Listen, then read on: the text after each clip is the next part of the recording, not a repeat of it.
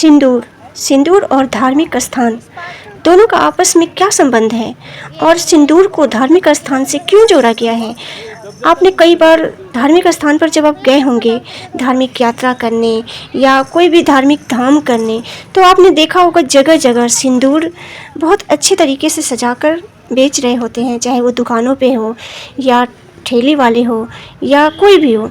अच्छे अच्छे तरीके से सिंदूर, हर तरह के सिंदूर बहुत ही प्यार से, बहुत ही अच्छे तरीके से सजे होते हैं। और धार्मिक स्थानों का सिंदूर से क्या संबंध है? धार्मिक स्थानों के सिंदूर का महत्व और भी अधिक हो जाता है। और सिंदूर एक शादीशुदा महिला के लिए, नारी के लिए, स्त्री के लिए, भारतीय नारी के लिए, एक संस्कारी स्त्री के लिए कितना ज़रूरी हो जाता है, ये सारी बातें मैं आप सभी से इस वीडियो में करूंगी। और जाने अनजाने में अगर कोई भी मेरे से गलती हो गई हो इस वीडियो में, तो आप सभी मुझे माफ़ कीजिएगा और कमेंट करके ज़रूर बताइएगा कि क्या आप भी ऐसा ही सोचते हैं। मैंने जो भी सीखा है, जो भी मुझे पता है, मैं अपनी सारी बातें आप सभी से शेयर कर रही हूँ। और मेरा ये वीडियो बनाने का मतलब ये नहीं है कि मैं किसी के बारे में गलत सोचती हूँ या किसी को कोई भी मेरी बात बुरी लगे, ऐसा नहीं होना चाहिए। मैं जो भी है सब बताऊंगी इस वीडियो में। तो मेरा ये वीडियो बनाने का मतलब है सिर्फ अपनी बात सब तक पहुंचाना, और जो अच्छी बातें हैं, जो हमारी संस्कृति है, जो हमारा धर्म है, उसको जागृत करना। और सबके घर में होते हैं बड़े लोग, हमारे दादी नानी और हमारे बड़े, जो हमें सिखाते रहते हैं कि सही और ज़रूरी क्या है। तो आप सभी ये वीडियो ध्यान से देखिए, सुनिए और समझिए। और आप सभी को ये पता भी है कि हिंदू धर्म में बहुत सारी ऐसी परंपराएं हैं जिसके पीछे आध्यात्मिक और वैज्ञानिक महत्व दोनों ही छुपे होते हैं। ऐसी ही एक परंपरा है सुहागिन महिलाओं द्वारा सिंदूर का प्रयोग करना। ये तो सभी को पता है कि सुहागिन महिलाओं के लिए सिंदूर कितना महत्व है। देखिए, हिंदू धर्म में सिंदूर को सौभाग्य का प्रतीक माना जाता है। आप सभी को पता है कि जो भी भारतीय नारी होती है, शादीशुदा जो महिलाएं होती है, उसकी सबसे बड़ी, सबसे पहली पहचान जो होती है वो होती है सिंदूर। माना जाता है, मान्यता है कि मांग में सिंदूर भरने से पति की आयु लंबी होती है और सुहागिन महिलाओं को सदा सुहागन रहने का और सौभाग्य का आशीर्वाद भी मिलता है। सिंदूर लगाने का जो चलन है वो प्राचीन काल से चला आ रहा है। इसका संबंध माता पार्वती और सीता माता से भी है। और क्या संबंध है ये मैं आप सभी को इसी वीडियो में बताऊंगी। तो आप सभी वीडियो में बने रहिए और ध्यान से सुनिए। जैसे कि आप सभी को पता है कि नवरात्रि में माता को, दुर्गा माता को, पार्वती माता है जो, दुर्गा माता को 16 श्रृंगार और उनको सिंदूर चढ़ाना बहुत ही ज़रूरी होता है। कहा जाता है कि नवरात्रि में सुहाग का सामान माता को चढ़ाना बहुत ही अच्छा माना जाता है और सारी मनोकामनाएं पूरी होती है चढ़ाने वाले की। और दुर्गा पूजा में तो खास करके सिंदूर बहुत जगहों पे सबसे पहले दुर्गा माता को लगाया जाता है और फिर उनका आशीर्वाद जब सिंदूर को मिल जाता है तो वो सिंदूर महिलाएं अपनी मांग में लगाती है। और इसलिए सिंदूर का बहुत ही विशेष महत्व है और सुहागिनों के लिए, हर सुहागिनों के लिए सिंदूर बहुत ही ज़रूरी है। और सीता माता ने जब एक बार वो श्रृंगार करते समय सिंदूर लगा रही थी तो बजरंगबली हनुमान जी ने बहुत ही उत्सुकता से सीता माता से पूछा कि माता, आप यह क्या लगा रही हैं और क्यों लगा रही हैं? तभी सीता माता ने मुस्कुराते हुए उन्हें बताया कि ये सिंदूर है और इसे मैं अपनी मांग में इसलिए लगा रही हूँ, इसलिए अपनी मांग भर रही हूँ इससे, क्योंकि इसे मैं अपनी मांग में लगाऊंगी तो इससे हमारे बीच और भी ज़्यादा प्रेम बढ़ेगा, इसलिए मैं लगा रही हूँ।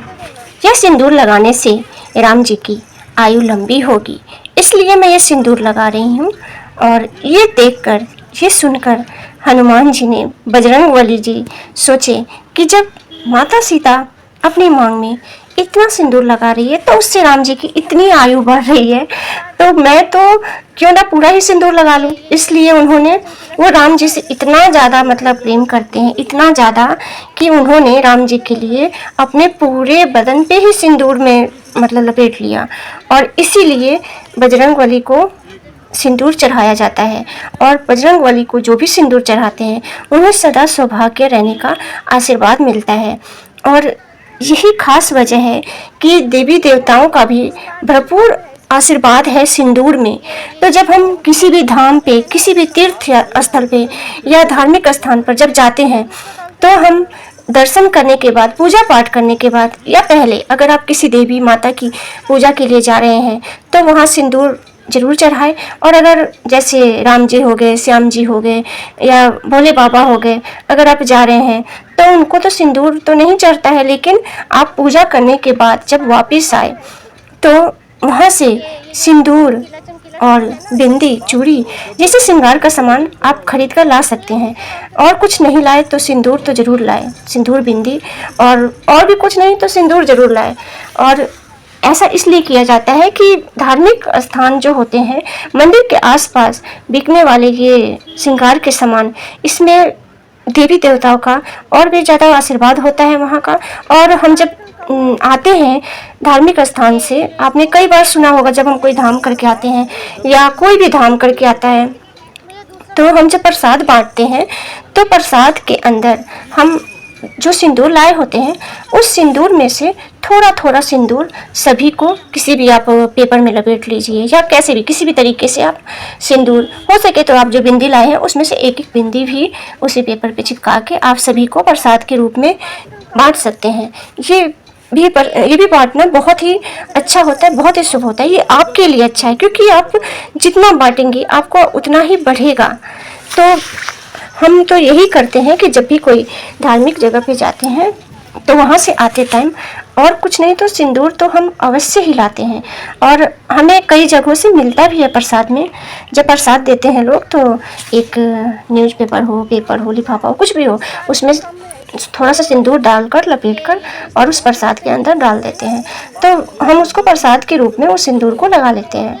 और इससे हमें उस धाम पे उस माता का या जो भी देवी देवता हैं उनका आशीर्वाद मिल जाता है और हमें सदा सौभाग्य रहने का आशीर्वाद मिलता है।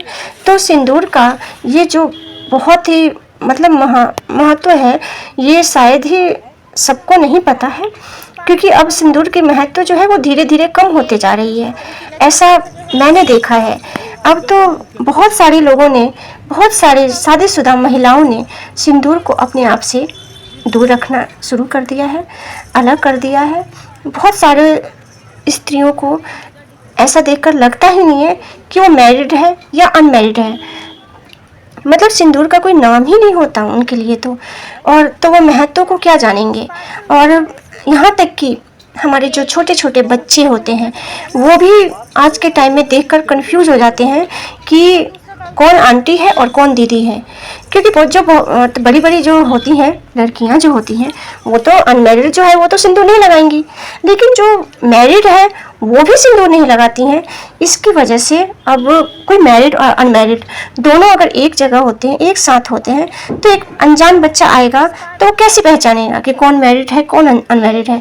उसके चक्कर में कई बार मैंने ऐसा सुना है मिस्टेक होते हुए कि कोई दीदी को कोई बच्चा आंटी बोल दिया है और आंटी को कोई बच्चा दीदी बोल दिया है। अब आंटी को जिस बच्चे ने दीदी बोल दिया वो तो बहुत खुश, हैप्पी, लेकिन अब किसी ने अगर दीदी को आंटी बोल दिया तो वो थोड़ा सा वो हो जाती है कि मतलब ये बच्चे ने मुझे आंटी बोल दिया।